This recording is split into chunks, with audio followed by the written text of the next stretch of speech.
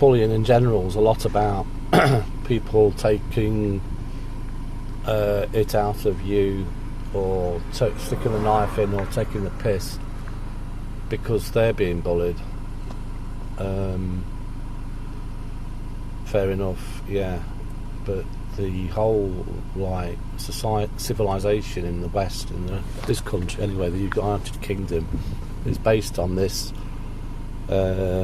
dealing with bullies, and it's basically what competition's all about.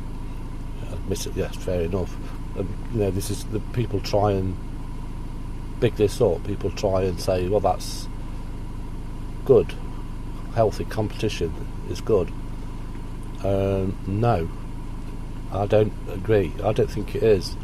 I think competition is a euphemism. It's another word for it. It's basically being bullied. People bullying each other. It starts in families, and with roles and gender roles, stereotyping, and kids learn to attack each other, and stick the knife in and give each other the needle to see who comes out on top, who has the most affection, attention, care, love, appreciation, who gets the most toys, whatever it is, and it's all based on bullying each other to see who can draw the best attention from the mother and father. And that's how some kids develop great skills with oratory, talking, practical skills, academic skills, whatever it might be, acquisition skills, the ability to acquire things, objects, things, wealth for their family and their children, and that's how it carries on. That's like perpetuated the civilization that we have now.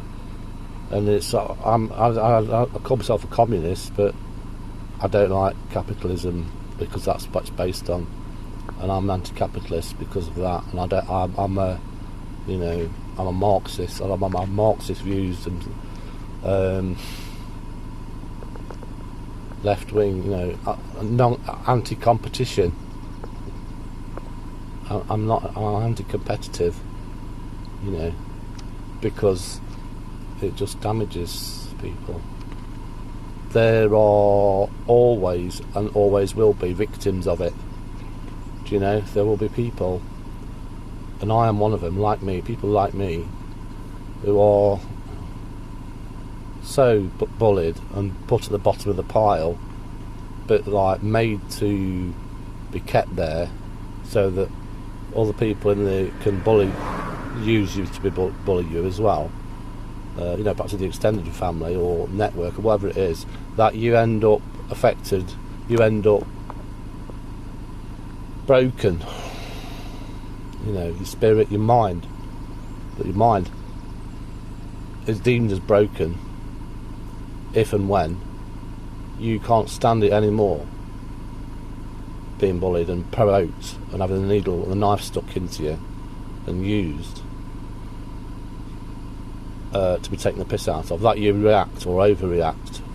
Apparently it seems to be overreact to tiny little digs, little attacks.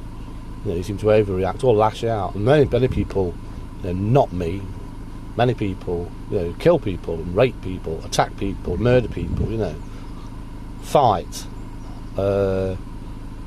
abuse other children and people as a result of apparently tiny provocations.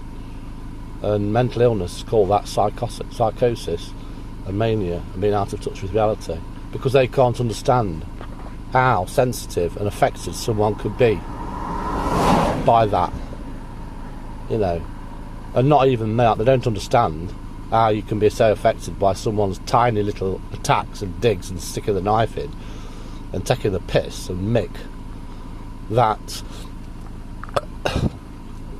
they know it's counterproductive to the reproduction of this civilization that we fucking love, capitalist civilization. And they see it and know it's a threat to that. The possibility of any level of care and consideration being offered to each other people is an antithesis of capitalism, because that's what it's based on.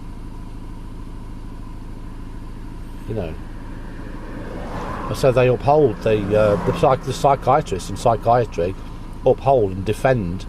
That's the old raison d'etre of it, is to uphold and defend the system as it is.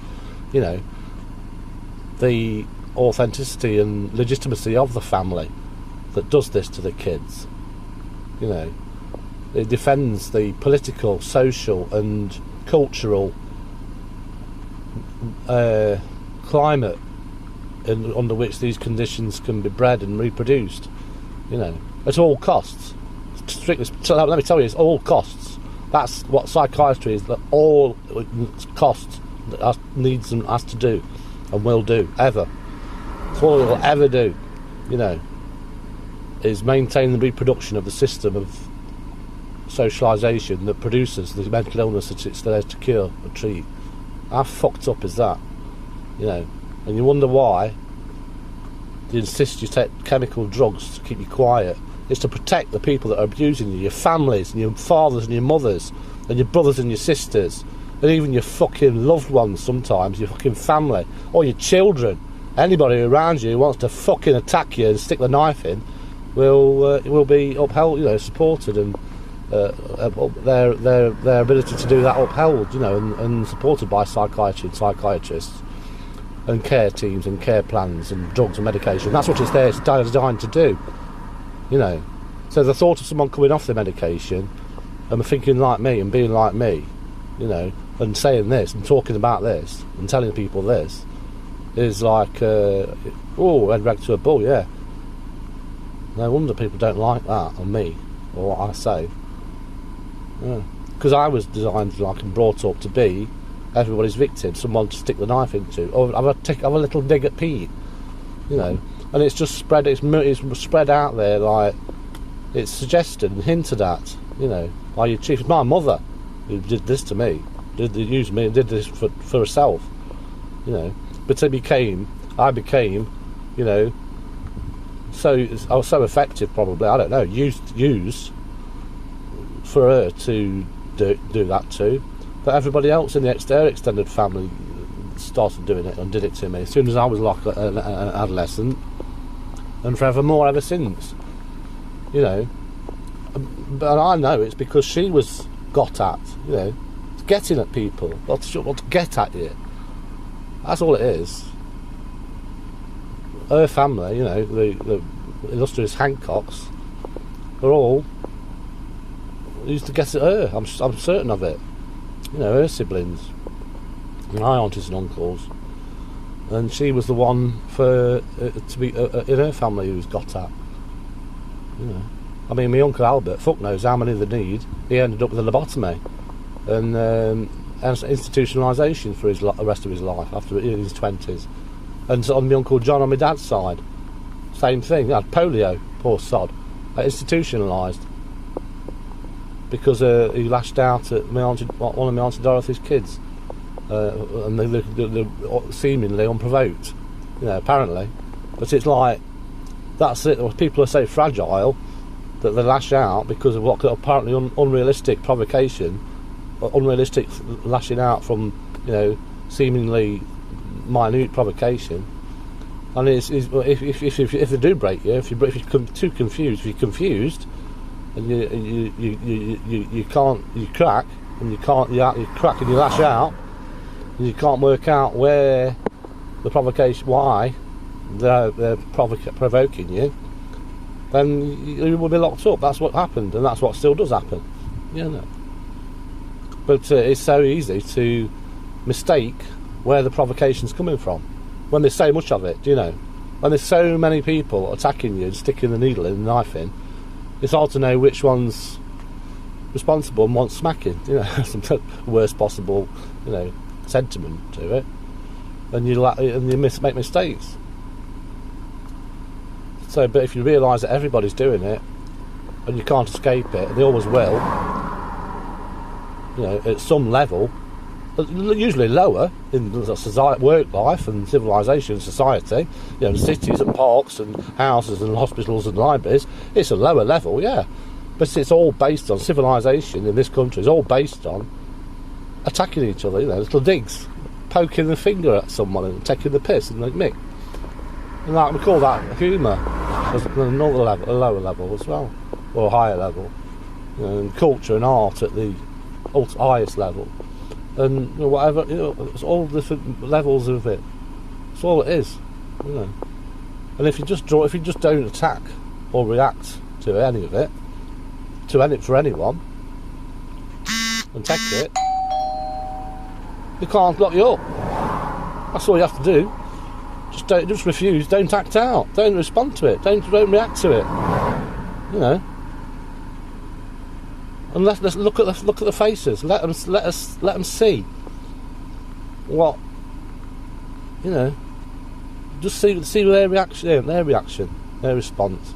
You know, when someone directs an attack at you and you just laugh or look past them or through them or at them, you know, and see the reaction. I mean, a lot of people, women can't do that.